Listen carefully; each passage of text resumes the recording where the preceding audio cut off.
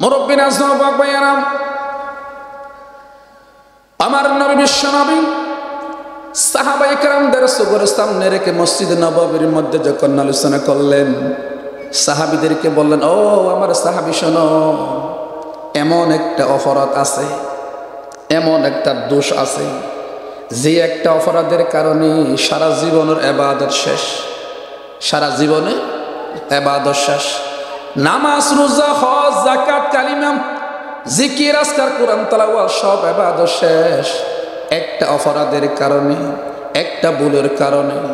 সাহাবায়ে কেরাম জিজ্ঞাসা করলেন, ইয়া রাসূলুল্লাহ, সেই অপরাধের নাম কি? আমার নবী বিশ্ব নবী বললেন বাংলা ভাষায়, সেই অপরাধের নাম হলো গীবত। সেই অপরাধের নাম কি? রাসূল জিজ্ঞাসা করলেন, মাল গীবত ইয়া রাসূলুল্লাহ, ইয়া রাসূলুল্লাহ গীবত কি? গীবত? আমার নবী বিশ্ব নবী বললেন, ও আমার সাহাবায়ে কেরাম শুনুন, গীবত হলো কোন যিকরুকা আখুকা বিমা ইয়াকরাহু। গীবত হলো তোমার একজন মুসলমান, তোমার একজন দ্বীনী ভাইয়ের অনুপস্থিতিতে তার বিরুদ্ধে সমালোচনা, তার বিরুদ্ধে গীবত করা, তার বিরুদ্ধে কথা বলা, এটাকে বলা হয় গীবত।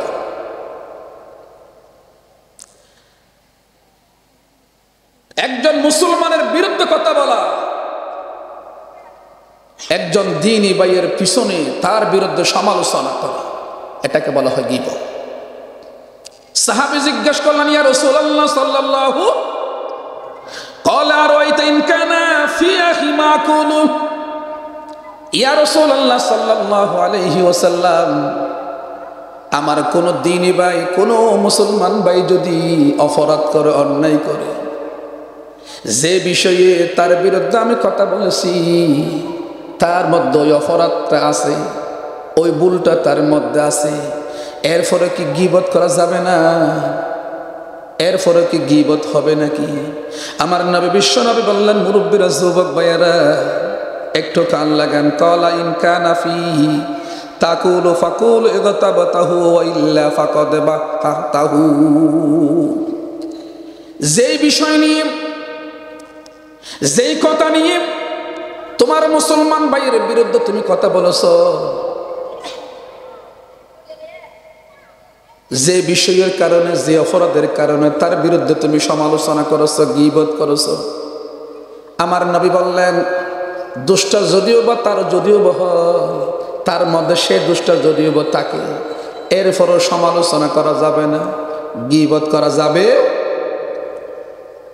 এমন সময় দেখা যায় কিন্তু সে অপরাধ করে নাই, অন্যায় করে নাই, কিন্তু তার বিরুদ্ধে সমাজের মধ্যে, তার বিরুদ্ধে চায়ের দোকানের মধ্যে, তার বিরুদ্ধে মসজিদের বারান্দার মধ্যে বসে বসে সমালোচনা হয়, গীবত হয়, ঠিক না বেটি? আমার নবী বিশ্ব নবী বলেন, তার মধ্যে যদি এই অপরাধটা যদি না থাকে, দোষ যদি তার মধ্যে যদি না থাকে, আপনি যদি এরপরে তার বিরুদ্ধে যদি সমালোচনা করেন, আমার নবী বলেন এটাকে বলা হয় বহতান। এটাকে বলা হয় কি? বহতান। আপনি ডবল অপরাধ করেছেন, ডবল অন্যায় করেছেন। এটার জন্য আল্লাহর আদালতের মধ্যে আপনার জন্য কঠিন বিচার হবে। ও মুরব্বিরা, যুবক ভাইয়েরা, এই একটা বিষয়ের কারণে আজকে পরিবার থেকে শুরু করে, সমাজ থেকে শুরু করে রাষ্ট্র পর্যন্ত অশান্তি আর অশান্তি, ঠিক না বেটি? পরিবারের মধ্যে বাইয়ে বাইয়ে অশান্তি, বাবা ছেলের মধ্যে অশান্তি, মা মেয়ের ভিতর অশান্তি, পুত্র বধূর মধ্যে অশান্তি, কেবলমাত্র একটা অপরাধের কারণে। সেই অপরাধের নাম হলো গীবত। সে অপরাধের নাম কি? সে অপরাধ করে নাই, বলেছে তোমার ছেলে অপরাধ করেছে, তোমার মেয়ে অপরাধ করেছে, তোমার পরিবারে এই অপরাধ করেছে, কিন্তু সে অপরাধের মধ্যে জড়িত হয় না। কান কথা শুনে পরিবারের মধ্যে অশান্তি, বাইয়ে বাইয়ে অশান্তি, মা মেয়ের মধ্যে অশান্তি, শাশুড়ি মা পুত্রবধূর মধ্যে অশান্তি, ঠিক না বেটি? সম্মানিত প্রিয় হাজিরিন, আমার মাইক্রো আওয়াজ যতটুকু যাচ্ছে, বিশেষ করে আমার মা, আমার বোনেরা, একটু খান লাগা।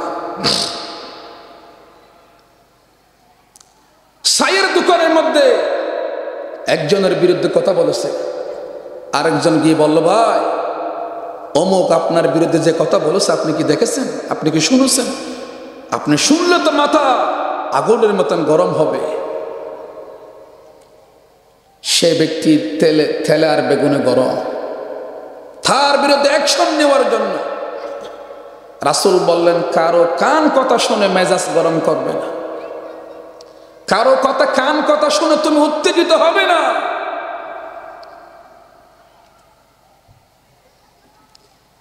ও মুরব্বীরা, যুবক ভাইয়েরা, গীবত এটা এমন একটা অপরাধ, এটা এমন একটা অন্যায়। আমার নবী বিশ্বনবী বললেন, রাসূলুল্লাহি সাল্লাল্লাহু আলাইহি ওয়াসাল্লাম, আল গীবাতু আশাদ্দু মিনাজ জিনা। অপরিচিত পুরুষ অপরিচিত মহিলা দুজন যদি জিনা করে, জিনা করলে যে পরিমাণ গুনাহ হবে, আমার নবী বলেন তার সে 1000 গুণ বেশি গুনাহ হবে গীবতের কারণে। কথা বোঝা যায়? কি কঠিন কথা, কি কঠিন কথা। যুবক যুবতী যদি জিনা করেন, জিনার মধ্যে যে গুনাহ হবে তার সে 1000 গুণ বেশি গুনাহ হবে গীবত করার কারণে, সমালোচনা করার কারণে। আমার নবী বিশ্বনবী আরেকটা হাদিসের মধ্যে বললেন, আল গীবাতু আশাদ্দু মিনাল কতল। কোন মুসলমান কোন ভাই আরেকজন ভাইকে যদি অস্ত্রের আঘাতে অথবা ছুরির আঘাতে অথবা লাঠির আঘাতে দুনিয়ার থেকে যদি বিদায় করে দে, কতল করে ফেলে, যে গুনাহ হবে তার সে মারাত্মক গুনাহ হলো গীবতের গুনাহ। ও মুরব্বীরা, যুবক ভাইরা প্রশ্ন করতে পারেন, একজন মানুষ আরেকজন মানুষকে যদি কতল করে ফেলে, দুনিয়ার থেকে বিদায় করে দে, এর সে মারাত্মক গুনাহ কেমনে হয়? ও মুরব্বীরা, যুবক ভাইরা একটু কান লাগান। আপনি এমন একটা কথা বলেছেন আমার বিরুদ্ধে, এমন একটা কথা আমার বিরুদ্ধে আপনি চায়ের দোকানে অথবা কোনো মজলিসের মধ্যে কোনো অনুষ্ঠানের মধ্যে বলেছেন, যে কথা আমি শোনার পর আমার এত বেশি ব্যথা লেগেছে, এত বেশি কষ্ট আমার লেগেছে, যে কষ্ট মরণ পর্যন্ত আমার অন্তরের মধ্যে থাকবে, ঠিক না বেটি? ও মুরব্বীরা, যুবক ভাইয়েরা, একজন মানুষ আরেকজন মানুষকে যদি ছুরির আঘাতে অথবা অস্ত্রের আঘাতে অথবা লাঠির আঘাতে যদি ফিটাইয়া দুনিয়ার থেকে যদি বিদায় করে দে, গুলি করে যদি দুনিয়ার থেকে বিদায় করে দে, সে কষ্ট পাবে 5 মিনিট। কয় মিনিট? কথা বলেন না কেন, কয় মিনিট? আপনি আরেকজন মুসলমান ভাইয়ের বিরুদ্ধে সমালোচনা করার কারণে, তার বিরুদ্ধে খারাপ বিষয় নিয়ে আলোচনা করার কারণে তার অন্তরের মধ্যে ব্যথা কষ্ট মরণ পর্যন্ত অন্তরের মধ্যে থাকি। এই জন্য আমার নবী বিশ্বনবী বললেন, একজন মহিলা আরেকজন পুরুষ জিনা করলে যে পরিমাণ গুনাহ, তার সেই মারাত্মক গুনাহ হলো গীবতের গুনাহ। একজন মানুষ আরেকজন মানুষকে যদি কতল করে ফেলে, দুনিয়া থেকে যদি বিদায় করে দে, তার সেই মারাত্মক অপরাধ হলো আরেকজনের গীবত করা, সমালোচনা করা। ও মুরব্বীরা, যুবক ভাইয়েরা, আমার নবী বিশ্বনবী বলেন, যে সমস্ত নারী পুরুষ আরেক মানুষের গীবত করে, মানুষের সমালোচনা করে, তাদের কোনো ইবাদত আল্লাহর দরবারে কবুল হবে না। এখন সমাজের মধ্যে সবচেয়ে বেশি সহজ মসজিদের ইমামের সমালোচনা করা, মসজিদের ইমাম মুয়াজ্জিনের বিরুদ্ধে কথা বলা, গীবত করা, ঠিক না বেটি? একটু চিন্তা করে দেখে, সমাজের মধ্যে কোনো মানুষের বিরুদ্ধে যদি কথা বলে, সমালোচনা করে, শোনার সাথে সাথে প্রতিবাদ করে, ঠিক না বেটি? মসজিদের ইমামের বিরুদ্ধে, মসজিদের মুয়াজ্জিনের বিরুদ্ধে, মসজিদের খতিব সাহেবের বিরুদ্ধে যদি সমালোচনা করে, গীবত করে, আহারে প্রতিবাদ করার মতন কি হনে? যদি প্রতিবাদ করে চাকরি শেষ, ঠিক না বেটি? এই জন্য রাসূল বললেন, আসমানের নিচে জমিনের উপরে সবচেয়ে মাজলুম হলো মসজিদের ইমাম। সবচেয়ে মাজলুম কে? কথা বলেন না কেন? সবচেয়ে মাজলুম কে? মসজিদের ইমাম। মসজিদের ইমাম একটা অপরাধ করেছে, একটা দোষ করেছে। সম্মানিত মুসল্লিয়ানে কেরাম, নামাজ পড়ে বারান্দার মধ্যে বসবেন, ইমামের বিচার আছে, মুয়াজ্জিনের বিচার আছে, বলে কিনা বলে? বলুন তো, আল্লাহর চেয়ে বড় পৃথিবীতে আর কেউ আছে? কথা বলেন না কেন, আছে? আমার মনে হয় এই এলাকায় আছে। একজন আলেমের দাম আল্লাহর কাছে 1000 আবেদের চেয়ে বেশি, ঠিক না বেঠিক বলে? আল্লাহ কিয়ামতের দিন একজন আলেমের বিচার করবে 7 ফরদা কাপড়ের ভিতরে নিয়ে। আর আপনার মসজিদের ইমাম, মসজিদের মুয়াজ্জিন সামান্য একটা অপরাধ করেছে, সাথে সাথে মসজিদের বারান্দায় বিচার, ঠিক না বেটি? এই সমস্ত জালেমের বিচার কিয়ামতের দিন আল্লাহর আদালতের মতো হবে, ঠিক কিনা বলে? এই জন্য আল্লাহ রাব্বুল আলামিন বললেন, মসজিদ কমিটি হতে 5টা গুণ লাগবে। কয়টা গুণ? 5টা গুণ। সূরা তওবার 19 নম্বর 18 নম্বর আয়াতের মধ্যে আছে। এই 5টা গুণ যার মধ্যে আছে সে মসজিদের কমিটি হওয়ার উপযুক্ত। আর না হয় এই গুণগুলো যদি আপনার মধ্যে যদি না থাকে, সস্তায় সজ্ঞানে মসজিদ কমিটির পথ আপনি ছেড়ে দেন।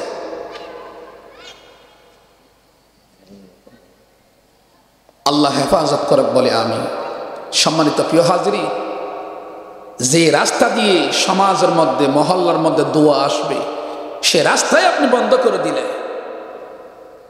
সে রাস্তার মধ্যে আপনি আঘাত করলেন, সমাজের মধ্যে, গ্রামের মধ্যে, মহল্লার মধ্যে আল্লাহর গজব তো এমনি আসবে, ঠিক না বেটি? মসজিদের ইমামকে সবসময় আনন্দ খুশির মধ্যে রাখতে হয়, সবসময় মসজিদের ইমামের প্রশংসা করতে হয়। যে মুসল্লি মসজিদের ইমামের বিরুদ্ধে কথা বলবে, যে মুসল্লি মসজিদের ইমামের সমালোচনা করবে, যে মুসল্লি মসজিদের ইমামের গীবত করবে, ওই মুসল্লি ওই ইমামের পিছনে নামাজ পড়লে আদায় হবে না। এমন সময় দেখা যায় মসজিদের ইমামকে ওয়াজ করে, ঠিক না বেটি? আপনি কি মসজিদের ইমাম সে লেখাপড়া বেশি করেছেন? মসজিদের ইমামের সে বেশি বুঝেন? মসজিদের ইমামের সাথে কিভাবে কথা বলতে হবে একটা আদব আছে, আছে কিনা না? তাজিমের সহিত ইমামের সাথে কথা বলতে হবে, কারণ আসমানের নিচে জমিনের উপরে এরাই তো শ্রেষ্ঠ, ঠিক না বেটি? আল উলামা ওয়ারাসাতুল আম্বিয়া, এরা নবীর ওয়ারিস। এরা কার ওয়ারিস? নবীর ওয়ারিস। রাসূল আকরাম সাল্লাল্লাহু আলাইহি ওয়াসাল্লাম বললেন, খায়রুকুম মান তাআল্লামাল কুরআনা ওয়া আল্লামা, তোমাদের মধ্যে সর্বোত্তম ওই ব্যক্তি, তোমাদের মধ্যে শ্রেষ্ঠ ওই ব্যক্তি যে ব্যক্তি কোরআন হাদিসের জ্ঞান অর্জন করে, অন্য ভাইদেরকে কোরআন হাদিসের শিক্ষা দিয়ে জ্ঞান দেয়, তারাই হলো আসমানের নিচে জমিনের উপরে শ্রেষ্ঠ, ঠিক না বেটি? খবরদার মসজিদের ইমামের সমালোচনা করবেন না। যতটুকু সাধ্য মসজিদের ইমামকে সম্মান করবে। আল্লাহ বুঝার তৌফিক দান করুক বলে আমিন। আরো জোরে বলে আমিন। সম্মানিত প্রিয় হাজির, আমার এই কথাগুলো 20 কোটি মানুষ দেখতেছে সারা পৃথিবীতে। সম্মানিত প্রিয় হাজির, আমি এর জন্য এই কথাটা বলেছি, গত কিছুদিন পূর্বে আমার কাছে একজন মসজিদের ইমাম এসেছে, হক কথা বলার কারণে চাকরি শেষ।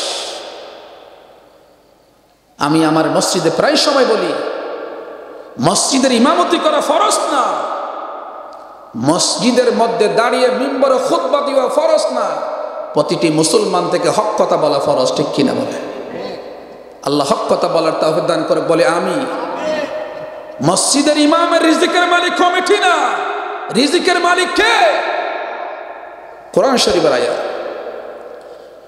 আল্লাহ রাব্বুল আলামিন বললেন, ইন্নাল্লাহা হুয়ার রাজ্জাকু যুল কুওয়াতিল মাতিন।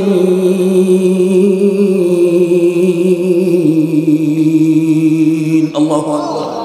কোরআন মাজিদের 27 নম্বর পারা 2 নম্বর পৃষ্ঠা 6 নম্বর লাইন, তাফসীর ইবনে কাসির। আল্লাহ বললেন, সমস্ত জানদারের রিজিকের মালিক আমি আল্লাহ। বান্দা, তোমাকে দুনিয়ার মধ্যে সৃষ্টি করার 6 মাস আগে তোমার জন্য রিজিকের ব্যবস্থা করেছি। সুবহানাল্লাহ বলবেন না? ও মুরব্বীরা, যুবক ভাইয়েরা, যে কথাটুকু আপনাদের সামনে বলতে চেয়েছিলাম, একটা অপরাধের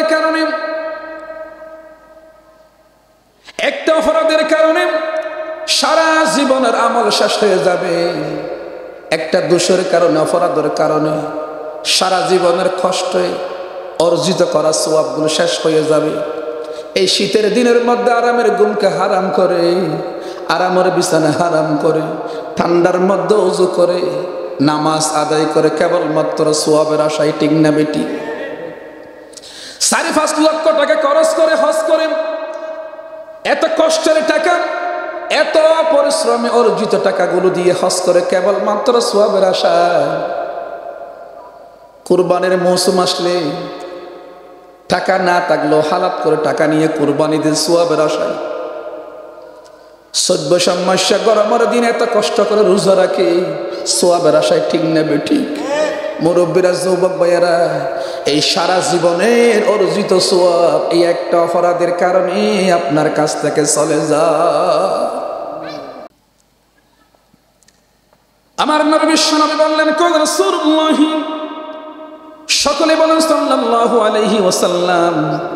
আন আনাস ইবনে মালিক রাদিয়াল্লাহু তাআলা আন ক্বালা ক্বালা রাসূলুল্লাহ সাল্লাল্লাহু আলাইহি ওয়াসাল্লাম লাম্মা উরজা বি মারাতু বিকৌমিন লাহুম আযফারুম মিন নুহাসিন ইয়াখমিশুনা বিহা উজুহাহুম ওয়া সুদুরহুম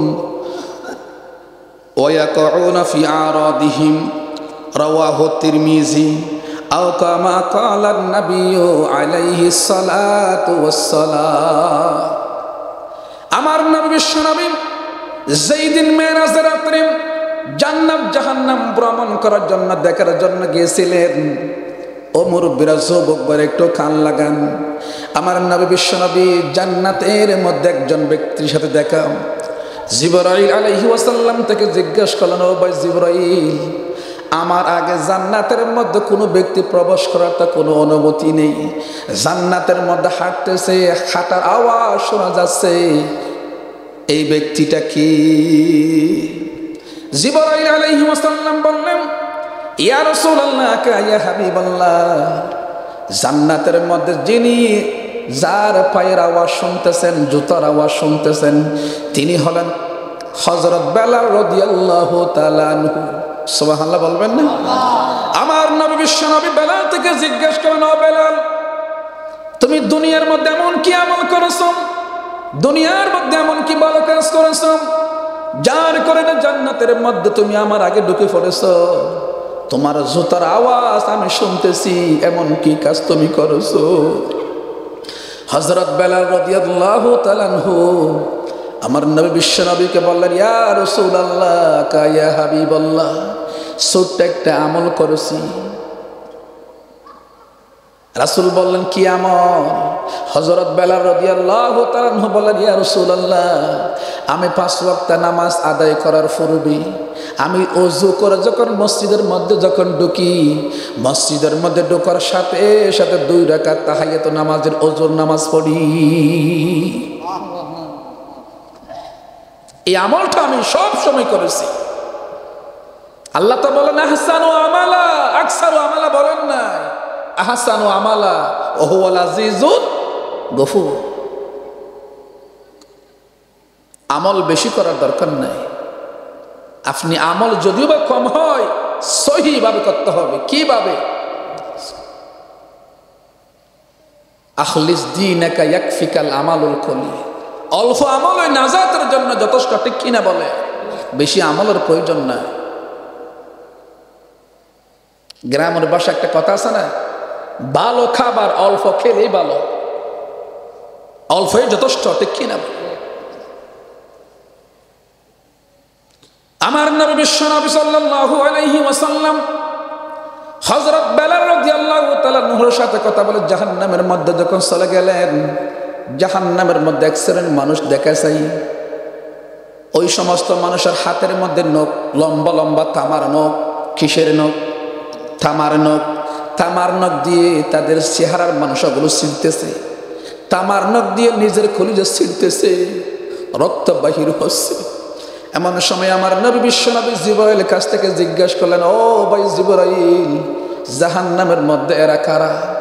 আমার নবী বিশ্বনবী বললেন, এরা হলো তারা যারা দুনিয়ার মধ্যে 5 ওয়াক্ত নামাজ পড়তো, রমজান মাসের মধ্যে রোজাও রাখতো, হজের মৌসুমের মধ্যে হজ আদায় করত, কুরবানির মৌসুমে কুরবানিও দিত, প্রত্যেকটা পুঙ্খানু ইবাদত করত।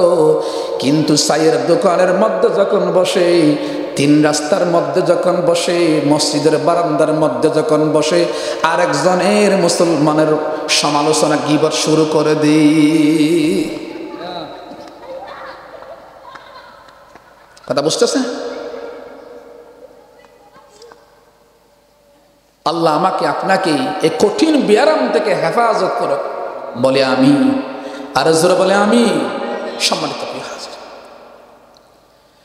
আমার নবী বিশ্বনবী বললেন, ও দুনিয়ার জগতের মানুষ শোনো, তুমি কি দুনিয়ার মধ্যে তোমার মৃত ভাইয়ের গোশত খেতে পছন্দ করো নাকি? তুমি কি তোমার মৃত ভাইয়ের মাংস এবং রক্ত খেতে পছন্দ করো নাকি? একজন আফন মার ফ্যানের ভাই, একজন আফন ভাই মারা গেল, মৃত্যুবরণ করলাম। মৃত্যুর পরে আরেকজন জীবিত ভাই মৃত ভাইয়ের গোশতকে সেটে সেটে কামড় দিয়ে কাটছে। একজন মৃত ভাইয়ের গোশত কাটছে, ভাই মারা গেছে, কামড় দিয়ে গোশত কাটছে, তার রক্ত কাটছে। আমার নবী বিশ্বনবী বললেন, তার সে মারাত্মক গুনাহ হলো, তার সে মারাত্মক অপরাধ হলো আরেকজন মুসলমান ভাইয়ের গীবত করা। আমার নবী বিশ্বনবীর জামানায়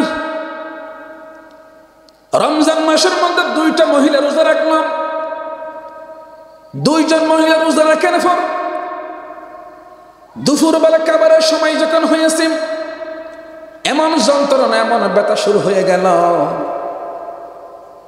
সাহাবী এসে রাসূলকে বললেন, ইয়া রাসূলুল্লাহ সাল্লাল্লাহু আলাইহি ওয়াসাল্লাম, আমার বাড়ির পাশে ওই দুইজন মহিলা রোজা রেখেছে, রোজা রাখার পর এমন অবস্থা হয়েছে, জীবন মরণ সন্নিকটে, মনে হয় মারা যাবে। এই মুহূর্তে কি করা যায়? আমার নবী বিশ্বনবী বললেন, তারা দুজনকে ডাক দাও। দুইজন মহিলাকে ডাকে আনা হলো। ওই মহিলাদেরকে দুইটা ফিয়ালা দাও, ওই ফিয়ালার মধ্যে বমি করতে বলো। রাসূল কি করতে বললেন? বমি করতে বললেন। ওই দুইজন মহিলা ওই দুইটা ফিয়ালার মধ্যে যখন বমি করলাম, বমি করার সাথে সাথে ফিয়ালার মধ্যে দেখা যায় মাংস এবং রক্ত, মাংস এবং রক্ত। রাসূল আকরাম সাল্লাল্লাহু আলাইহি ওয়াসাল্লাম বললেন, এদের কষ্ট হওয়ার কারণ হলো এরা রোজা রেখেছে ঠিকই, কিন্তু রোজা রেখে আরেকজন মুসলমান ভাইয়ের গীবত করেছে, সমালোচনা করেছে। নিজের আফন ভাই মৃত্যুবরণ করলাম, আফন ভাইয়ের মৃত্যু বরণ করার পর তার গোশত খাওয়া, তার রক্ত খাওয়া যে পরিমাণ অপরাধ, তার সে মারাত্মক অপরাধ হলো আরেকজন মুসলমান ভাইয়ের গীবত করা, সমালোচনা করা।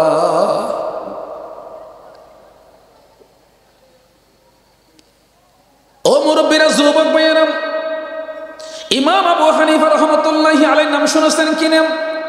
তিনি এমন একজন ইমাম, তিনি হলেন ইমামদের ইমাম, চার ইমামের মধ্যে শ্রেষ্ঠ ইমাম আবু হানিফা রাহমাতুল্লাহি আলাইহি। ইমাম আবু হানিফা রাহমাতুল্লাহি আলাইহি, তার একটা ঘটনা কিতাবের মধ্যে এসেছে। ইমাম আবু হানিফা রাহমাতুল্লাহি আলাইহি সম্পর্কে একজন মুহাদ্দিস সুফিয়ান সাউরি রাহমাতুল্লাহি আলাইহির কাছ থেকে জিজ্ঞাসা করলেন, ও ভাই, আপনারা তো ইমাম আবু হানিফার এত বেশি প্রশংসা করেন, এত বেশি প্রশংসা করেন, ইমাম আবু হানিফা রাহমাতুল্লাহি আলাইহি কেমন ব্যক্তি ছিলেন? মুহাদ্দিস সুফিয়ান সাউরি রাহমাতুল্লাহি আলাইহি বললেন, ইমাম আবু হানিফার মতন কৃপণ মুসি পৃথিবীর মধ্যে আর নেই। তিনি বললেন, এই কুফাবাসীর মধ্যে ইমাম আবু হানিফা তো ধনী ছিল, বহুত বড় ব্যবসায়ী ছিল। ইমাম আবু হানিফা বেশি দান সদকা করতেন। আপনি ইমাম আবু হানিফা রাহমাতুল্লাহি আলাইহিকে কৃপণ বলার কারণ কি? মুসি বলার কারণ কি? গ্রামের ভাষা কি বলে? আর গ্রামের ভাষায় ফুতা, হ্যাঁ কি বলেছে? ফুতা, মুসি। 7 শ্রেণী ব্যক্তির দোয়া কবুল হবে না, তার মধ্যে এক শ্রেণী হলো যারা কৃপণ। যারা কৃপা। ওই মুহাদ্দিস সাউরি রহমতুল্লাহি আলাইহি বললেন, তিনি তখনকার যুগের শ্রেষ্ঠ মুহাদ্দিস সুফিয়ান সাউরি রহমতুল্লাহি আলাইহি, তিনি বললেন ইমাম আবু হানিফার মতন কৃপণ এই জগৎ আর নেই। সাথে সাথে ওইবার জিজ্ঞাসা করলেন, ইমাম আবু হানিফা তো বেশি বড় ব্যবসায়ী ছিলেন, তিনি মানুষ গরিব মিসকিনদেরকে বেশি সাহায্য সহযোগিতা করতেন। ইমাম আবু হানিফা বড় ব্যবসায়ী ছিলেন, ঠিক না বেটি? ও মুরব্বীরা, যুবক ভাইয়েরা, ব্যবসার মধ্যে 7 প্রকার সুন্নাত আছে। কয় প্রকার? জোরে বলেন, কয় প্রকার? যেই সমস্ত ব্যবসায়ী কোরআন হাদিস মতো ব্যবসায়ী করবে, কাল কিয়ামতের দিন তাদের হাসর নাসর হবে 4 শ্রেণী ব্যক্তির সাথে। কয় শ্রেণী? وَمَن يُطِعِ اللَّهَ وَالرَّسُولَ فَأُولَٰئِكَ مَعَ الَّذِينَ أَنْعَمَ اللَّهُ عَلَيْهِم مِّنَ النَّبِيِّينَ وَالصِّدِّيقِينَ وَالشُّهَدَاءِ وَالصَّالِحِينَ। আল্লাহু আকবার। যে সমস্ত ব্যবসায়ী 60 শ্রেণীর সুন্নাত আমল করবে, কোরআন হাদিস মতো ব্যবসা বাণিজ্য করবে, কিয়ামতের দিন ওই সমস্ত ব্যবসায়ীর হাসর নাসর হবে নবীর সাথে, ওই সমস্ত ব্যবসায়ীর হাসর নাসর হবে সিদ্দিকদের সাথে, ওই সমস্ত ব্যবসায়ীর হাসর নাসর হবে সলিহিনদের সাথে, শহীদদের সাথে। সুবহানাল্লাহ বলবেন। কুফাবাসীর মধ্যে ইমাম আবু হানিফা যেমন ধনী ছিলেন, তিনি তত বেশি দান সদকা করতেন, অন্তর বেশি বড় ছিল। কিন্তু মুহাদ্দিস সুফিয়ান সাউরি রহমতুল্লাহি আলাইহি বললেন, ইমাম আবু হানিফার মতন কৃপণ আর কি নেই এই জগতের মধ্যে। ও মুরব্বীরা, যুবক ভাইরা, একটু কান লাগান। ইমাম আবু হানিফা রহমতুল্লাহি আলাইহি কাপড়ের ব্যবসা করতেন। তার দোকানের মধ্যে একজন কর্মচারী ছিলেন। কর্মচারীকে বললেন, ওই কাপড়ের তানের মধ্যে একটা কাপড় আছে, কাপড়ের মধ্যে ছিদ্র আছে, ওই কাপড়টা বিক্রি করার সময়, ওই কাপড়টা বিক্রি করার সময় যাকে বিক্রি করবে তাকে বলবে, ভাই এই কাপড়ের মধ্যে একটা ছিদ্র আছে, এই কাপড়টা কেনার সময় কিছু টাকা আমাকে কম দিলেও চলবে, আমাকে পরিপূর্ণ টাকা দিতে হবে না, কারণ এই কাপড়ের মধ্যে কি আছে? ছিদ্র আছে।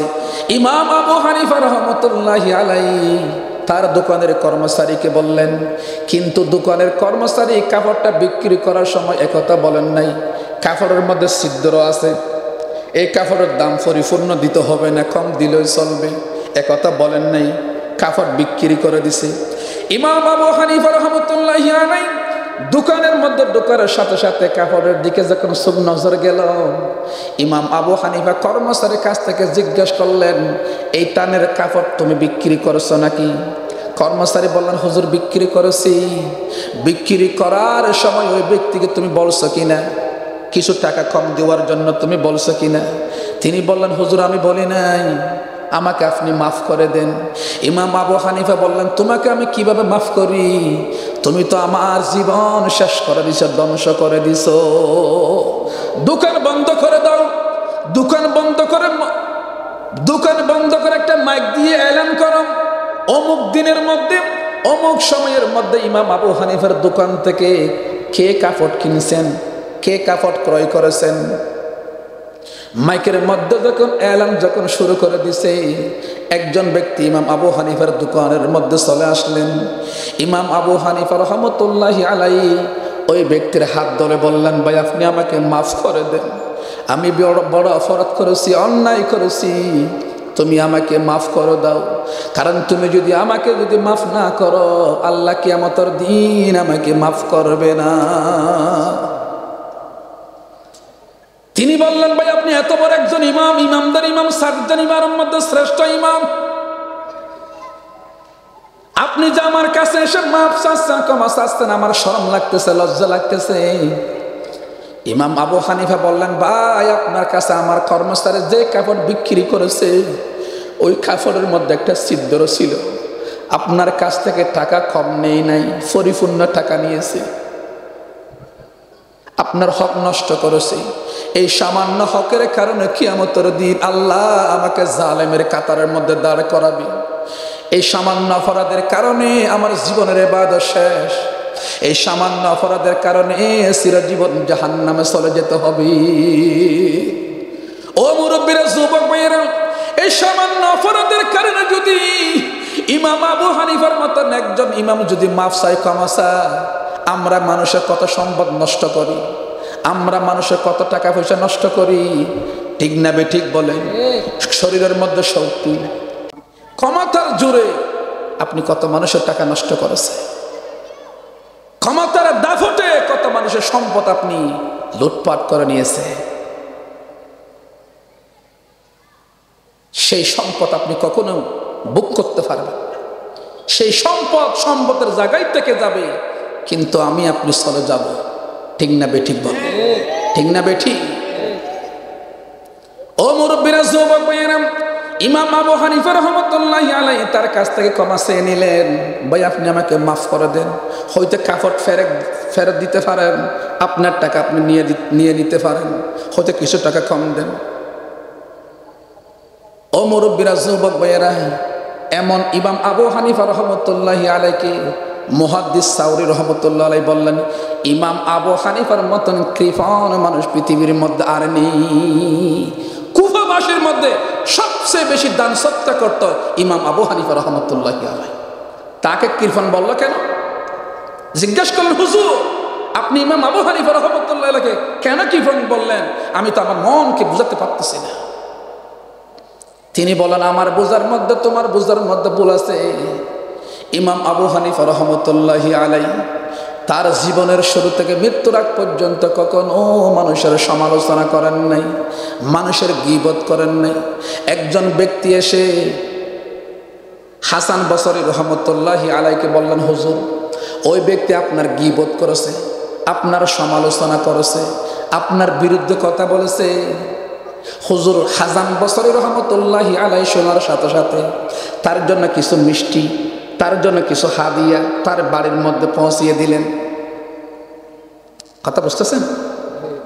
আচ্ছা, কোনো মানুষ যদি আমার বিরুদ্ধে আপনার বিরুদ্ধে কথা বলে, আপনি প্রতিশোধ নেবেন না? আপনার যদি বিরুদ্ধে কথা বলে, সমালোচনা করে, প্রতিশোধ নেবেন কিনা বলেন? হাসান বসরি রাহমাতুল্লাহি আলাইহির বিরুদ্ধে কথা বলেছে, সমালোচনা করেছে। হাসান বসরি রাহমাতুল্লাহি আলাইহি শোনার সাথে সাথে তার জন্য কিছু বৃষ্টি, কিছু টাকা হাদিয়া দিলেন। যিনি হাসান বসরি রাহমাতুল্লাহি আলাইহি গীবত করেছেন, সমালোচনা করেছেন, ওই ব্যক্তির সাথে সাথে হাসান বসরি রাহমাতুল্লাহি আলাইহির কাছে চলে আসলেন, হুজুর আপনি আমাকে মাফ করে দেন, আমি আপনার বিরুদ্ধে কথা বলেছি, আপনার সমালোচনা করেছি, আপনি আমার কাছ থেকে প্রতিশোধ নেবেন, আমার বিরুদ্ধে বিচার দিবেন। আপনি এটা না করে আপনি আমাকে মিষ্টি দিলেন, টাকা হাদিয়া দিলেন। হাসান বসরি রাহমাতুল্লাহি আলাইহি বললেন, ভাই আপনি আমার যে উপকার করেছেন, এত বড় উপকার পৃথিবীর মধ্যে আর কেউ করে নাই। আপনি আমার সমালোচনা করার কারণে, আপনি আমার বদনাম করার কারণে, আপনি আমার গীবত করার কারণে আমার সমস্ত গুনাহ আপনার কাছে চলে গেছে, আপনার সারা জীবনের সওয়াব আমার কাছে চলে এসেছে। এর চেয়ে বড় উপকার পৃথিবীর মধ্যে আর কি হতে পারে? আমাকে বলে। আপনার জীবনে এত কষ্ট রোজা রেখে, নামাজ পড়ে, হজ করে, যাকাত দিয়ে, দান সদকা করে যে সওয়াব আপনি অর্জন করেছেন, এই সমস্ত সওয়াব আপনি আমাকে দিয়ে দিয়েছেন, আমার সমস্ত গুনাহ আপনি নিয়ে নিছেন, এর চেয়ে বড় উপকার আর কি হতে পারে? আমাকে বলে। ও মুরব্বিরা, যুবক ভাইয়েরা, এই জন্য ইমাম আবু হানিফা রাহমাতুল্লাহি আলাইহি কৃপণ বলার কারণ হলো, ইমাম আবু হানিফার জীবনের শুরু থেকে মৃত্যুর আগ পর্যন্ত কখনো মানুষের সমালোচনা গীবত করেন না। ইমাম আবু হানিফা রাহমাতুল্লাহি আলাইহি আরেকটি কথা বলে গেলেন, ও দুনিয়ার জগতের মানুষ শুনো, মাইক্রোর আওয়াজ যতটুকু যাচ্ছে আমার মা বোনেরা কান দিয়ে শোনেন। এই সমস্ত বিয়ারা মেয়েদের বেশি ঠিক না বেটি? দুইটা মেয়ে, তিনটে মেয়ে যদি এক জায়গায় যদি হয়, সাংবাদিকের মতন পত্রিকার সমস্ত খবর এসে যায়, ঠিক না বেটি? কোনো মানুষ একটা পত্রিকা হাতের মধ্যে যদি নেয়, সারা পৃথিবীর খবর চলে আসে, ঠিক না বেটি? দুইটা তিনটা মা বোন যদি এক জায়গায় বসে ফোরা সমাজের কবর তাদের কাছে চলে আসে, ঠিক না বেটি? আমাকে মাফ করে দিবেন আমার মা বোনেরা, আপনি আপনার পার্শ্ববর্তী বোনের পাশে বসে বসে আরেকজনের গীবত, আরেকজনের সমালোচনা করার কারণে সারা জীবনের ইবাদতের সওয়াব শেষ। ও মুরব্বীরা যুবক ভাইরা, বুঝার জন্য আরেকটি কথা বলা যায়। কোন মানুষের ঘরের মধ্যে যদি আগুন লাগে, কোন মানুষের ঘরের মধ্যে যদি আগুন লাগে, আগুন ফায়ার সার্ভিস যদি আসতে দেরি হয়, আগুনের মধ্যে ওই পরিবারের সমস্ত আসবাবপত্র পরিষ্কার হয়ে যাবে, ঠিক না বেটি? মুরব্বীরা যুবক ভাইয়েরা, মানুষের ঘরের মধ্যে আগুন লাগার কারণে যেভাবে পরিবারের সমস্ত কিছু পরিষ্কার হয়ে যায়, আপনি 5 মিনিট 10 মিনিট আরেকজনের গীবত সমালোচনা করার কারণে সারা জীবনের অর্জিত সওয়াবগুলো শেষ হয়ে যায়। এজন্য ইমাম আবু হানিফা রাহমাতুল্লাহি আলাইহি বলেন, কোন মানুষের গীবত করতে যদি একান্ত যদি মন চাই, পিতা মাতার গীবত করো, পিতা মাতার গীবত করো। পিতা মাতার গীবত করার জন্য একথা কেন বললেন? অন্তত পক্ষে পিতা মাতা আপনার জন্য কি কষ্ট পরিশ্রম করেছে, ঠিক না বেটি? অন্তত পক্ষে পিতা মাতার গীবত যদি করা হয়, অন্তত পক্ষে আপনার সওয়াব পিতা মাতার কাছে চলে যাবে। শরীরে খুব বেশি অসুস্থ, গতকালকে 2 জায়গায় 2টা প্রোগ্রাম ছিল, সকাল একটা এখানে, বিকাল একটা আরেক জায়গায়, প্রতিদিন প্রোগ্রাম। সম্মানিত প্রিয় হাজরিন, আমরা এখানে যারা বসেছি সবাইকে মুসলমান? একটু আওয়াজ দিবেন, সবাইকে মুসলমান? আপনি কিভাবে দাবি করলেন আপনি যে মুসলমান? আমি হাদিসের মধ্যে দেখতে পাচ্ছি আমি আপনি এখনো মুসলমান হতে পারি নাই। আমি হাদিসের দিকে, রাসূলের হাদিসের দিকে চোখ লাগিয়ে দেখতেছি, আমরা এখনো মুসলমান হতে পারি না। মুসলমানের ঘরে জন্ম নিলে মুসলমান হওয়া যায় না। মুসলমান যদি দাবি করতে হয় 3টা জিনিস থাকতে হবে। কয়টা জিনিস? জোরে বলেন, কয়টা জিনিস? ইকরার বিল লিসান, তাসদিক বিল জানান, আমরু বিল আরকান। আপনি যে মুসলমান, আপনার মুখে স্বীকার করতে হবে আপনি মুসলমান। আপনি যে মুসলমান, অন্তর বিশ্বাস করতে হবে। আপনি যে মুসলমান, প্রতিটা কাজে প্রমাণ করতে হবে আপনি মুসলমান। রাসূল আকরাম সাল্লাল্লাহু আলাইহি ওয়াসাল্লাম বললেন, এই হাদিসগুলো শুনলে আপনি বুঝতে পারবেন আপনি এখন মুসলমানে আছেন নাকি অমুসলমানে চলে গেছেন। রাসূল আকরাম সাল্লাল্লাহু আলাইহি ওয়াসাল্লাম বললেন, লা ইউমিনু আহাদুকুম, ও আমার সাহাবায়ে কেরাম, তোমরা কি ঈমানদার হতে পারবে না, মুমিন হতে পারবে না? সাহাবায়ে কেরাম দাঁড়িয়ে গেলেন, ইয়া রাসূলুল্লাহ, কেন? আমরা তো আপনার হাতের সাথে হাত মিলিয়ে কালিমা পড়ে মুসলমান হয়েছি, কেন মুসলমান দাবি করতে পারবো না?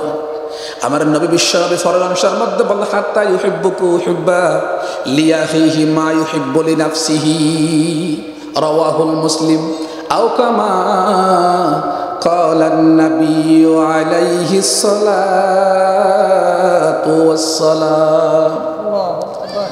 রাসূল আকরাম সাল্লাল্লাহু আলাইহি ওয়াসাল্লাম বললেন, তুমি ততক্ষণ পর্যন্ত মুসলমান দাবি করতে পারবে না, তুমি তোমার নিজের জীবন নিয়ে, তোমার মান সম্মান নিয়ে, তোমার টাকা পয়সা নিয়ে, তোমার গাড়ি বাড়ি নিয়ে যেভাবে সুখে শান্তির মধ্যে থাকার জন্য তুমি চেষ্টা করো, তোমার আরেকজন মুসলমান ভাইয়ের, তোমার প্রতিবেশী আরেকজন মুসলমান ভাই, সেটাও ক্ষেত্রে তোমার একইভাবে তোমার মাথায় রাখতে হবে।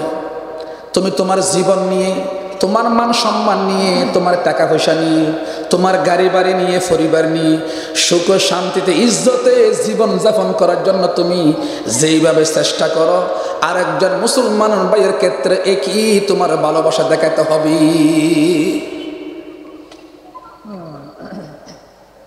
এরপর আপনি মুসলমান দাবি করতে পারবেন, আর না হয় আপনি মুসলমান দাবি করতে পারবেন না। মুসলমানের ঘরে জন্ম নিলে মুসলমান হয় না। মাও মুসলমান, বাবাও মুসলমান, হুজুর আমিও তো মুসলমান, আমি তো গরুর মাংস খাই। হযরত নূহ আলাইহিস ওয়াসাল্লাম নাম শুনেছেন? উল্লেখ পয়গম্বর, একজন নবী, নবীর ছেলে মুসলমান হয় নাই। নবীর ছেলে হওয়ার পরে মুসলমান হয় না। আপনি কি মনে করেছেন জান্নাতে এমনি চলে যাবেন নামাজ দুটো পড়লেন? জান্নাত নানার বাড়ি না। একটা জান্নাত আল্লাহ আপনাকে যেটা দিবে সারা পৃথিবীর সমান 10টার চেয়ে বড়। সুবহানাল্লাহ বলবেন না? আমরা একটা বাড়িঘর করতে দাম ছুটে যায় একটা বিল্ডিং তৈরি করতে, ঠিক কিনা বলেন? একটা বিল্ডিং তৈরি করতে 10, 15, 20 বছর বিদেশের মধ্যে থাকতে হয়, রাত দিন কেটকা মারে পরিশ্রম করতে হয়, ঠিক না বেঠিক বলেন? আপনি যে বিল্ডিং করেছেন 14 নম্বর মারহাব ইট দিয়ে বিল্ডিং করেছেন আপনি। জান্নাতের মধ্যে আল্লাহ আপনার জন্য যে ঘর তৈরি করেছেন ওই ঘরের একটা ইট হলো স্বর্ণের, আর একটা ইট হলো রূপা, মাস্কার মাশাআল্লাহ হলো মেশকা আম্বর। আল্লাহু আকবার। স্বর্ণ রূপা দিয়ে তৈরি করা ঘর আমার জন্য আপনার জন্য যিনি তৈরি করেছেন তিনি কে? এটাকে এমনি পাওয়া যায় সম্ভব? এজন্য রাসূল আকরাম সাল্লাল্লাহু আলাইহি ওয়াসাল্লাম বললেন, লা ইউমিনু আহাদুকুম হাত্তা ইউহিব্বা লিআখিহি মা ইউহিব্বু লিনাফসিহি। তুমি তোমার জীবন সুন্দরভাবে পরিচালনা করার জন্য যেভাবে চেষ্টা করো, আরেকজন মুসলমান ভাই সেভাবে ইজ্জত মান সম্মান নিয়ে কিভাবে থাকবে সেটা আপনার চিন্তা করতে হবে। ও মুরব্বীরা, যুবক ভাইরা, আরেকটি কথা বলা যায়। এরপরের হাদিসের মধ্যে রাসূল বললেন, কল রাসূলুল্লাহ সাল্লাল্লাহু আলাইহি ওয়াসাল্লাম, লা ইউমিনু আহাদুকুম হাত্তা ইউহিব্বা লিজারিহি মা ইউহিব্বু লিনাফসি, রাওয়াহু তিরমিজি, আও কামা ক্বালা নবিয়্যু আলাইহি সালাতু ওয়াসসালাম। এই কি হাদিসের মধ্যে রাসূল বললেন তুমি কখনো মুসলমান হতে পারবে না। সাহাবী দাঁড়িয়ে গেলেন, ইয়া রাসূলুল্লাহ, কেন মুসলমান হতে পারবো না? রাসূল বললেন, তোমার প্রতিবেশী যতদিন পর্যন্ত তোমার কাছে নিরাপদ না হবে ততদিন পর্যন্ত তুমি মুসলমান হতে পারবে না।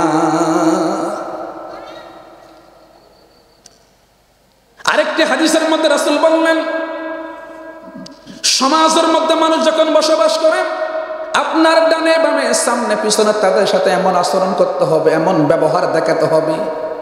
রাসূল বললেন, আপনার হাতের দ্বারা, মুখের জবান দ্বারা যদি আরেকজন মুসলমান যদি নিরাপদ না হয়, আল্লাহর ইজ্জতের কসম আপনি মুসলমান হতে পারেন না। প্রতিবেশীর এত হয়, প্রতিবেশীর এত হয়, অথচ আমার বাড়ির পাশে যারা আছে তাদের সাথে আমার সাথে যোগাযোগ বন্ধ, কথাবার্তা বন্ধ, চলাফেরা বন্ধ, সামান্য টাকার লেনদেনের কারণে, জায়গা সম্পদের এজেন্সির কারণে, ঠিক না বেটি? রাসূল বললেন, আপনার কারণে যদি, আপনার প্রতিবেশী যদি আপনার কারণে নিরাপদ না হয় আপনি মুসলমান না। আপনার আত্মীয় স্বজন পরিবারের সাথে যেভাবে সুন্দর আচরণ করেন অবিকল তেমনি ভাবে আপনার প্রতিবেশীর সাথে ওইভাবে আপনার আচরণ করতে হবে। সম্মানিত প্রিয় হাজরিন, সম্মানিত প্রিয় হাজরিন, আপনি যদি মৃত্যুবরণ করেন আপনাকে গোসল কে দিবে?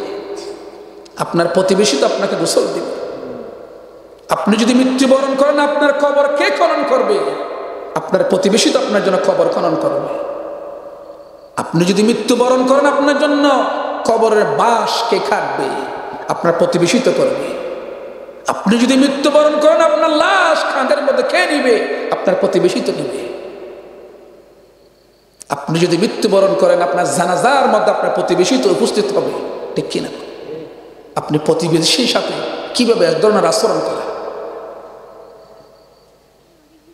আপনার মা বাবা ভাই বোন আত্মীয় স্বজনের সাথে আপনি যেভাবে আচরণ করেন তার সে সুন্দর আচরণ করতে হবে আপনার বাড়ির চতুর্পাশে প্রতিবেশী যারা আছে তাদের সাথে। যদি তাদের সাথে যদি সুন্দর আচরণ যদি না করেন, আপনার মুখের জবান দ্বারা হাত দ্বারা যদি তারা নিরাপদ না হয়, আমি আবার শপথ করে বলি আল্লাহর ইজ্জতের কসম আপনি মুসলমান এখন হতে পারেন না। আপনি মনে করেছেন নামাজ পড়লেন, হজ করলেন, যাকাত দিলেন, মুসলমান হয়ে গেলেন? আরেকটি হাদিসের মধ্যে রাসূল বললেন, ক্বাল রাসূলুল্লাহ সাল্লাল্লাহু আলাইহি ওয়াসাল্লাম, লা তাদখুলুল জান্নাতা, তোমরা কখনো জান্নাতের মধ্যে প্রবেশ করতে পারবে না। সাহাবী দাঁড়িয়ে বললেন, ইয়া রাসূলুল্লাহ, কেন? আমরা তো মুসলমান হয়েছি, আপনার পিছনে নামাজ পড়ি কেন জান্নাতের মধ্যে যেতে পারবো না? রাসূল বললেন হাত্তা তুমিনু, যতক্ষণ পর্যন্ত ঈমান না আনবে ততক্ষণ পর্যন্ত জান্নাতের মধ্যে যেতে পারবে না। পরের অংশের মধ্যে রাসূল বললেন ওয়ালা তুমিনু, তোমরা কখনো মুমিন হতে পারবে না। সাহাবী জিজ্ঞেস করলেন ইয়া রাসূলুল্লাহ কেন মুমিন হতে পারবো না? রাসূল বললেন হাত্তা তুহিব্বু হাত্তা তাহাব্বু, যতক্ষণ পর্যন্ত তুমি আরেকজন মুসলমান ভাইকে পরিপূর্ণ ভালো না বাসবে ততক্ষণ পর্যন্ত তুমি ঈমানদার হতে পারবে না। রাসূল কত সুন্দর করে বলেছেন, তুমি জান্নাতে যেতে পারবে না যদি ঈমান না আনো, তুমি পরিপূর্ণ ঈমানদার হতে পারবে না তুমি যদি মুসলমান আরেকজন ভাইয়ের সাথে সুন্দর ব্যবহার না করো, যদি পরিপূর্ণ ভালো না বাসো। জান্নাতে যদি যেতে হয় ঈমানদার হতে হবে। ঈমানদার যদি হতে হয় আমার মুসলমান ভাইকে নিজের জীবনের সেই ভালোবাসতে হবে, ঠিক কিনা বলেন? আপনি যদি পার্শ্ববর্তী মুসলমান ভাইকে যদি পরিপূর্ণ যদি ভালোবাসেন, আপনি পরিপূর্ণ ঈমানদার। যদি পরিপূর্ণ ঈমানদার হন তাহলে আপনি জান্নাতি। বলেছেন সাল্লাল্লাহু, রাসূল আকরাম সাল্লাল্লাহু আলাইহি ওয়াসাল্লাম বললেন আওয়ালা আদুল্লুকুম আলা শাইইন, আমি কি তোমাদেরকে এমন শিক্ষা দেব না, আমি কি তোমাদেরকে এমন শিক্ষা দেব না যে শিক্ষা অর্জন করলে তোমার কাছে তোমার প্রতিবেশী নিরাপদ হবে, প্রতিবেশীর সাথে সুন্দর আচরণ করবে, প্রতিবেশীর সাথে সম্পর্ক ভালো থাকবে। এমন শিক্ষা কি আমি তোমাদেরকে দেব না? আমার নবী বিশ্বনবী বললেন ইজা ফাআলতুমুহু তাহাব্বাবতুম আফশুস সালাহ। কোন মুসলমান ভাইয়ের সাথে যদি দেখা হয় সাথে সাথে কি দেব? সালাম দেব। ও মুরব্বীরা, যুবক ভাইরা একটু কান লাগান। একজন মুসলমান আরেকজন মুসলমানের সাথে যদি দেখা হয় সাথে সাথে কি করতে হবে? সালাম দিতে হবে। কারণ সালামের চেয়ে বড় দোয়া, সালামের চেয়ে বড় নিয়ামত পৃথিবীর মধ্যে আর নেই। ও মুরব্বীরা, যুবক ভাইরা, আপনার দুশ্মন, আপনার শত্রু দুশ্মনের সাথে দেখা, সাথে সাথে সালাম দিলেন। সালাম দেওয়ার সাথে সাথে কলিজার মনটা যিনি ঠান্ডা করে দিবেন তিনি কে? দুশ্মনের মন যিনি ঠান্ডা করে দিবেন তিনি কে? আপনার দুশ্মনের সাথে যতবার দেখা হয় ততবার কি দিতে হবে? সালাম দিতে হবে। ও মুরব্বীরা, যুবক ভাইয়েরা, সালামের সে বড় দোয়া আর নেই, সালামের সে বড় দোয়া আর নেই। আমরা এমনি সালাম দি অর্থ বুঝি না, অর্থ না বুঝে সালাম দি, ঠিক না বেটি? আসসালামু আলাইকুম ওয়া রাহমাতুল্লাহ, এটার অর্থ হলো আল্লাহর রহমত শান্তি আপনার উপর বর্ষিত হোক। রাসূল বললেন আসসালামু আলাইকুম ওয়া রাহমাতুল্লাহ, এই শব্দের ভিতর দুনিয়ার শান্তি না, দুনিয়ার কল্যাণ না, এই শব্দের ভিতর দুনিয়ার শান্তি আখিরাতের শান্তি লুকায়িত আছে। যেই দুশ্মন, যেই ভাই আপনার দুনিয়ার শান্তি চাই, আখিরাতের শান্তি চাই, তার সেই আপন আর কে হতে পারে? তার সে আপন আর কে হতে পারে না, ঠিক কিনা বলেন? ও মুরব্বীরা, যুবক ভাইরা, দুশ্মনের সাথে যদি দেখা হয় কি দিবেন? জোরে বলেন না, কি দিবেন? আমার নবী বিশ্বনবীর জীবনে পড়ে আমি দেখেছি, আমার নবী বিশ্বনবীকে জীবনের শুরু থেকে মৃত্যুর আগ পর্যন্ত কোনো ব্যক্তি আগে সালাম দিতে পারে না। বড় ছোট কেউ আগে সালাম দিতে পারে না।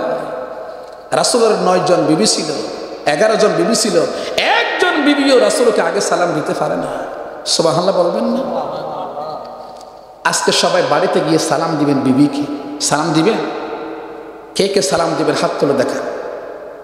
এই ক্যামেরাম্যান কারা হাত তুলে না একটু ক্যামেরা দিয়ে দেখান। আমার মুরব্বী বললো সাথে তো গরম আছে, বউ নাই, হারে সালাম দিয়ে। আল্লাহ হেফাজত করক বলে আমি।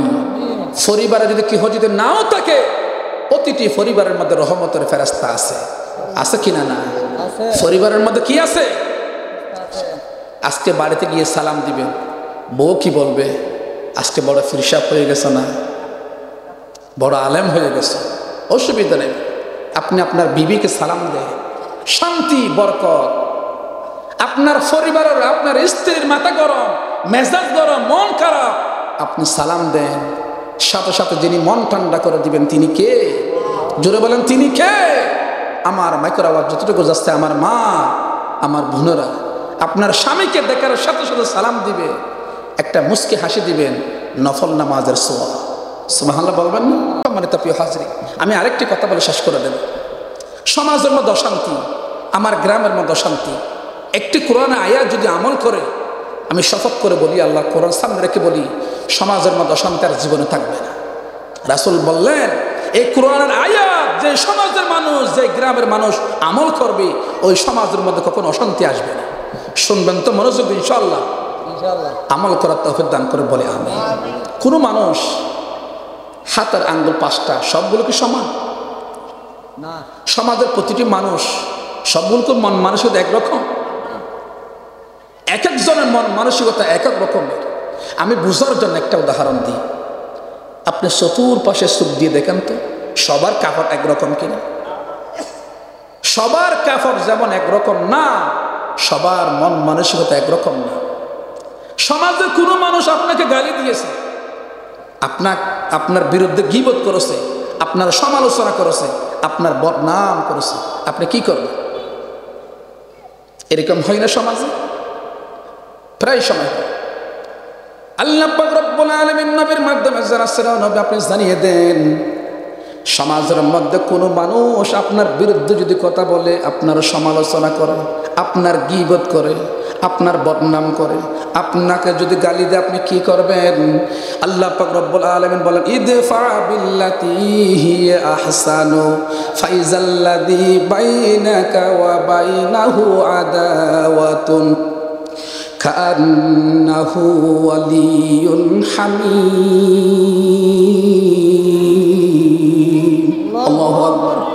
আল্লাহ পাক রব্বুল আলামিন বলেন, সমাজের আপনার কোনো প্রতিবেশী যদি না বুঝে আপনাকে যদি গালি দেয়, আপনার বিরুদ্ধে যদি কথা বলে, আপনার যদি বদনাম করে, আপনার যদি সমালোচনা করে, আপনি শোনার সাথে সাথে তার জন্য দোয়া করবেন। কোনো মানুষ যদি আপনাকে যদি গালি দেয়, আপনি তার জন্য দোয়া করবেন। কোনো মানুষ যদি আপনার সমালোচনা করে, আপনি তার প্রশংসা করবেন। কোনো মানুষ যদি আপনার বদনাম করে বিরুদ্ধে কথা বলে, আপনি তার জন্য দোয়া করবেন। আল্লাহ পাক রব্বুল আলামিন নবীর মাধ্যমে জানাচ্ছেন, নবী এই আন্তরিকতা যদি যে সমাজের মানুষ দেখায়, মরণ পর্যন্ত ওই সমাজের মধ্যে অশান্তি আসবে না। ও মুরব্বীরা, যুবক ভাইয়েরা, আপনার একজন প্রতিবেশী যদি আপনার বিরুদ্ধে যদি কথা বলে, আপনার সমালোচনা করে, আপনার গীবত করে, আপনার বদনাম করে, আপনাকে যদি গালি দেয়, আপনি যদি তার নাম করেন, প্রশংসা করেন, তার জন্য দোয়া করেন, সে যদি শুনে, 1 দিন 2 দিন 3 দিনের মধ্যে পরিবর্তন হয়ে যাবে, ঠিক না বেটি? তার কলব, তার মন মানসিকতা যিনি পরিবর্তন করে দিবেন, তিনি কে? জোরে বলেন, তিনি কে? এজন্য মুরব্বীরা, যুবক ভাইয়েরা, কোনো ব্যক্তি আপনাকে গালি দিয়েছে, আপনি তাকে উত্তেজিত করবেন না, তার মেজাজ গরম করে দিবেন না। আজ পর্যন্ত কোনো মানুষ গরম মেজাজ কথা বলে সফল হয় নাই, ঠিক না বেটি? ঠিক না বেটি? আপনি ধৈর্য ধরেন, সবর করেন, ধৈর্যের বিনিময়ে আপনাকে যিনি জান্নাত দান করবেন, তিনি কি? ক্বাল রাসূলুল্লাহ সাল্লাল্লাহু আলাইহি ওয়াসাল্লাম, আস-সাবরু সাওয়াবুল জান্নাহ। বিপদের সময়, দুঃখের সময়, দুর্দিনের সময়, কষ্টের সময় ধৈর্য ধারণ করবে যারা, জান্নাতের মালিক হয়ে যাবে তারা। সুবহানাল্লাহ। ও মুরব্বিরা, যুবক ভাইয়েরা, আপনার প্রতিবেশী, আপনার কোনো আত্মীয় আপনার গায়ের মধ্যে যদি হাত তোলে, আপনাকে যদি একটা লাঠি দিয়ে আঘাত করে, অথবা আপনাকে যদি একটা থাপ্পড় দেয়, অথবা আপনাকে যদি একটা খিল ঘুষি দেয়, এমন সময় আপনি কি করবেন? আল্লাহর কোরআনের আইন হলো প্রতিশোধ নেওয়ার আইন। আল্লাহর আছে, কোরআনের মধ্যে আইন আছে। ইন্নান নাফসা বিন নাফসি ওয়াল আইনা বিল আইনি ওয়াল আনফা বিল আনফি ওয়াল উযুনা বিল উযুনি ওয়াস সিন্না বিস সিন্নি ওয়াল জুরুহা কিসাস। কোনো মানুষ যদি আপনার নাক যদি ভেঙে দেয়, আল্লাহর কোরআনের আইন অনুযায়ী তার নাক ভাঙার অধিকার আছে। কোনো মানুষ যদি আপনার কান যদি কাটে, আল্লাহর কোরআনের বিধানের আইন অনুযায়ী তার কান কাটার অধিকার আছে। কোনো মানুষ যদি আপনাকে একটা লাঠি দিয়ে যদি আঘাত করে, আল্লাহর বিধান অনুযায়ী আপনি তার প্রতিশোধ নিতে পারবেন। কিন্তু আল্লাহ পাক রব্বুল আলামিন নবীর মাধ্যমে জানাচ্ছেন, নবী আপনি তাদেরকে জানিয়ে দেন, এমন কঠিন মুহূর্তের মধ্যে যদি বান্দা যদি ধৈর্য ধারণ করে, ওয়াইন আকাবতুম ফাআকিবু বিমিসলি মা উকিবতুম বিহি ওয়ালা ইন সাবারতুম লাহুয়া খায়রুল লিস-সাবিরিন। আল্লাহু আকবার। কোরআন মাজিদের 14 নম্বর পারা 20 নম্বর পৃষ্ঠা 11 নম্বর লাইন তাফসীর ইবনে কাসির। আল্লাহ বললেন, কোন মানুষ যদি, তোমার প্রতিবেশী কোনো ভাই যদি হাত দিয়ে যদি তোমাকে আঘাত করে, লাঠি দিয়ে যদি তোমাকে যদি আঘাত করে, অস্ত্র দিয়ে যদি তোমাকে আঘাত করে, ছুরি দিয়ে যদি তোমাকে যদি আঘাত করে, তুমি চাইলে প্রতিশোধ নিতে পারবে। ইসলামের মধ্যে আছে, ঠিক না বেটি? এমন কঠিন মুহূর্তের মধ্যে যদি তুমি ধৈর্য ধারণ করতে পারো, তুমি যদি তাকে যদি মাফ করে যদি দিতে পারো, তুমি যদি তাকে মাফ করে দিতে পারো, ধৈর্য ধরার কারণে, মাফ করে দেওয়ার কারণে আমাকে আপনাকে যিনি জান্নাত দান করবেন তিনি কি? ও মুরব্বীরা, যুবক ভাইরা, এই দুইটি কোরআনের আয়াত যদি সমাজের মানুষ যদি আমল করে, আমার নবী বিশ্বনবী বললেন যে সমাজের মানুষ আমল করবে, কিয়ামত পর্যন্ত ওই সমাজের মধ্যে অশান্তি সৃষ্টি হবে না। সম্মানিত প্রিয় হাজরিন, একজন মুসলমান আরেকজন মুসলমানের প্রতি 6টি হক রয়েছে। কয়টি? তার মধ্যে একটা হলো সার্বক্ষণিক সর্বাবস্থায় একজন মুসলমান আরেকজন মুসলমানের জন্য দোয়া করা ফরজ। আপনি আপনার মুসলমান ভাইয়ের জন্য দোয়া করেন, আপনি আপনার প্রতিবেশী ভাইয়ের জন্য দোয়া করেন, এটা আপনার নৈতিক দায়িত্ব। এই দোয়াটা আল্লাহ রাব্বুল আলামিন কোরআনের মাধ্যমে আমাদেরকে শিখিয়ে দিয়েছেন। আমার মুখে সকলে বলেন বিসমিল্লাহির রহমানির রহিম